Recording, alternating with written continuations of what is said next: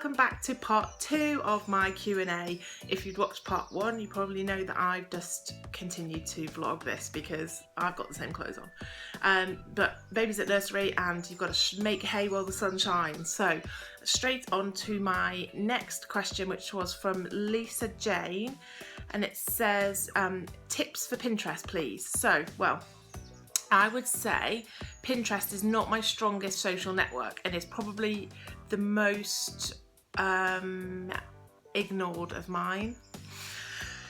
I'd say that my biggest tip at the moment, like, always have a blog board that all your posts get pinned to, and then pin out from that board. So mine's called Latest from You Baby Me Mummy, and every day all the posts will be pinned to that board, and then on the following day I'll pin them to my other main boards, and then I will pin them on the subsequent days to group boards. Okay, so have like a plan in your head that the first day everything goes on this board, and then you pin out to your boards, and then you pin out again to collaborative boards. Okay, so that's mainly the tip I would have.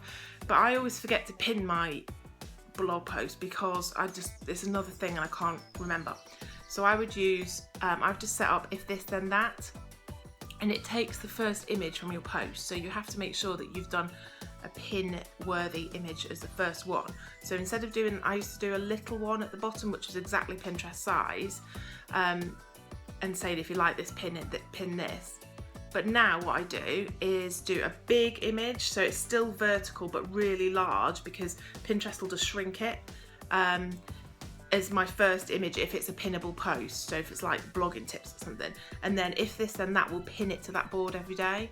So then you've got to remember to go in and pin it out to your other boards, but at least you're having some consistent exposure on Pinterest. That would be the quickest tip I can give, and that's still taking 2 minutes. So if you could only do one thing, so Claire said, in Mud Pie Friday she's from, and she said, if you could list only one thing that you do that makes a positive difference to your traffic, what would it be? I would say most of my traffic now comes from Google search, and obviously that's been built up over time by backlinks and people linking in and me linking them and everything. So, but then my next top referrer is Twitter, and I tweet a lot of my posts out on Twitter. So some people might think it's spammy, whatever. It works for me and I'm going to stay doing it. So I would say scheduling your posts on Twitter. There's so much noise. People follow so many thousands of people on Twitter that if you schedule your posts out to go really frequently, it's not like people are only following 100 people and you'll be the only person in their feed. And if they are only following 100 people, then they probably need to follow some more.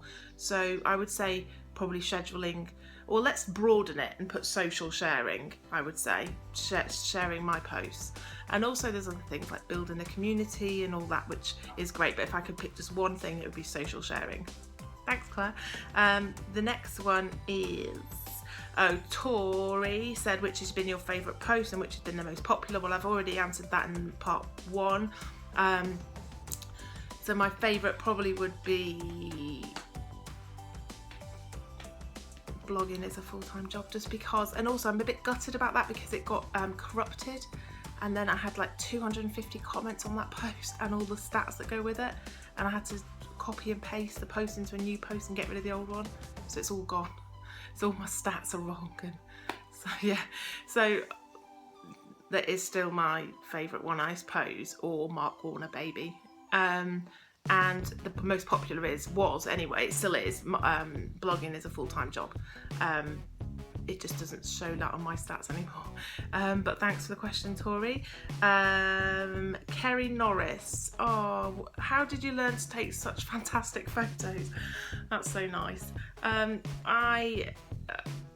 I've really worked hard on my photography over the past, not even a year, I think. I've always loved it and I've always tried to do really well, and I've always really, made an effort with photography, but I just decided to sort of up my game a lot, think about the shots, and I think that's a natural thing. I think you either can see, I mean you can learn it, but so you can either see a shot that you know would be perfect, and you go for that shot, or you can just capture the moment. And I think I do a lot of running backwards with baby kind of running after me and just snapping in the moment. I also do a lot of, which was Em from Snowing Indoors reminded me to always get to their level. So you see a lot of shots that are like parents of you, looking down on their kids, and it's not really very dynamic. So get low, get really at their level. Not, quite a lot of people might go a little bit, but really get down to their level. I look like a crazy thing when I'm photographing her, but I don't care because I'll get the shot.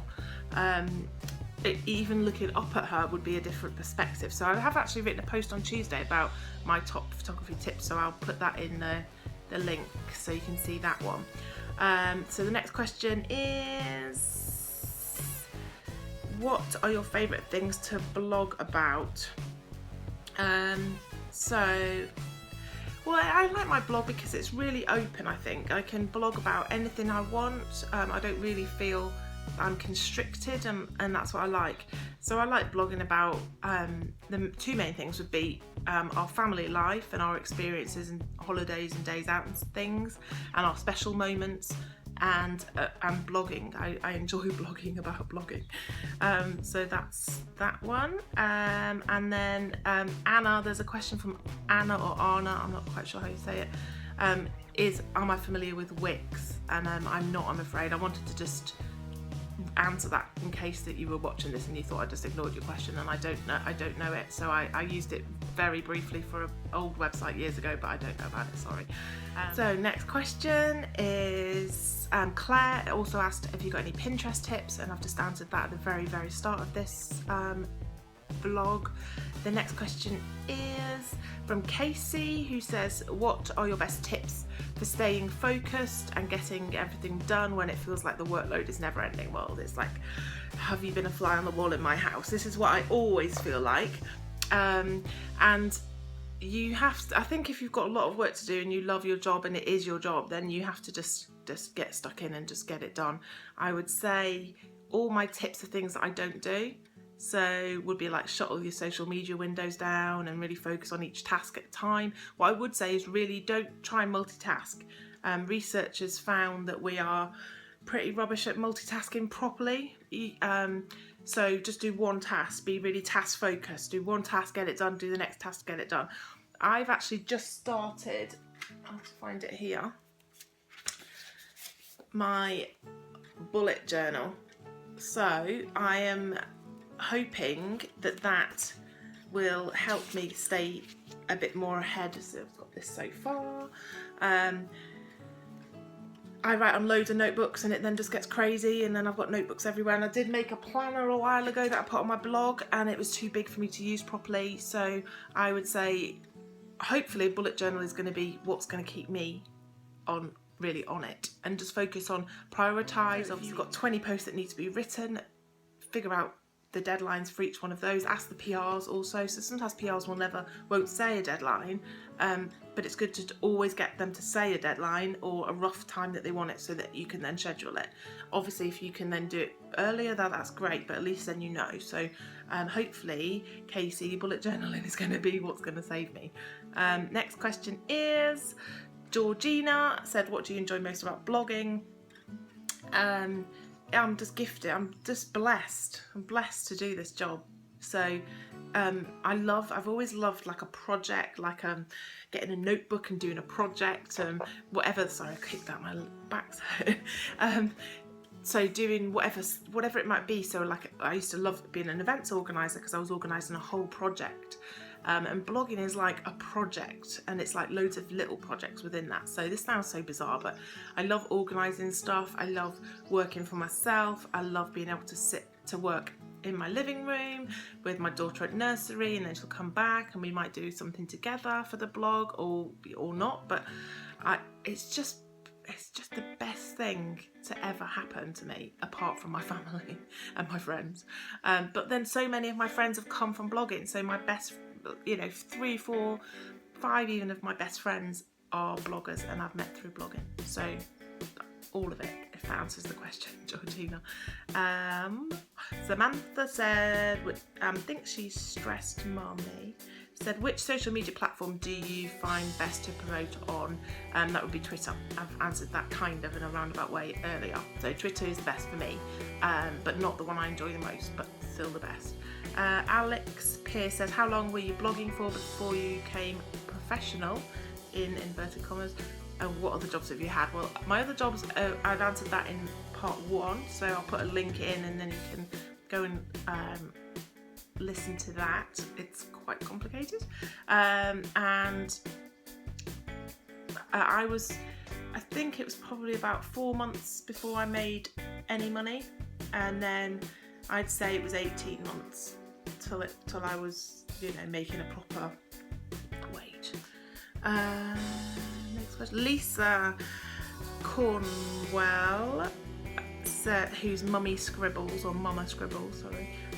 How do you find time to do everything? I know you have a baby, a horse, a blog, Live Love blog, a house to run, and still create constant fantastic content. What's your secret? Oh, thanks. I still think I write it and no one reads it, but, so that's nice. Thank you, Lisa. I don't sleep. Look at my eyes. So yeah, I just work hard. So everyone works hard. I'm not saying I'm the only one, but that's what I do. I just work hard. We have got a pony that we share, that we're lucky that we can go when we want, so there's no real, twice a day that you would have if you had it by yourself. I have Live Love blog with Katie, from what Katie said. So yeah, that's been on a bit of a back burner, but we're really starting to pick that up again now. I'm also editor of Newbies Roundup for Brit Moms, which is once a month. So I schedule about between 2 and 4 posts a day, depending on what's going on. And yeah, so tips for keeping on top of it. I just work really hard. I'm trying, as I said before, I'm trying the bullet journal. So hopefully that will help keep me on track, because what I do is I think I'm going to write a list, and I do love a list. But then I keep it all in my head, and then I end up thinking, oh my God, if I move, like something's going to fall out of my head and I'm going to never remember it again. So yeah, I'd say writing lists, I'd say using time-saving hacks where possible. I do use a few of those. And yeah, just really focus one task at a time. So yeah, that's the answer to that. Katie said, do you have any tips for promoting your blog? Well, I mean, that could be, I could write a book. Maybe I should write a book, but would be develop a community, social sharing. I would say social sharing is probably the best thing to start with if you're a new blogger. Would be register with Brit Moms Tots, all that kind of thing, and then just social sharing your posts and hope that people start interacting with you. Go around, comment on loads of people's blogs. Hopefully then they'll be aware of you and they might come and sort of seek your blog out a little bit. So hope that helps. And last question is from Kelly, who said she's new to blogging. Which would be the best site to blog on? Heard about WordPress and Blogger, not sure which one would be better. I only know about WordPress really. There's WordPress, Blogger, Squarespace. There's a few other different platforms, but I think as a new blogger, I do know there's some really good bloggers that are professional bloggers that blog on Blogger, but I'd say most people blog on WordPress, and there must be a reason for that. So I would personally recommend WordPress. Right, so that's all of my questions. So that's been quite fun, a bit of a variety, and I'll catch you again soon. If you like my ramblings and my blogging tips, then please subscribe wherever it is down there and give me a thumbs up. That would be really nice. I'm really trying to make an effort to grow my YouTube a little bit, so that would be wonderful. Thank you very much. See you soon.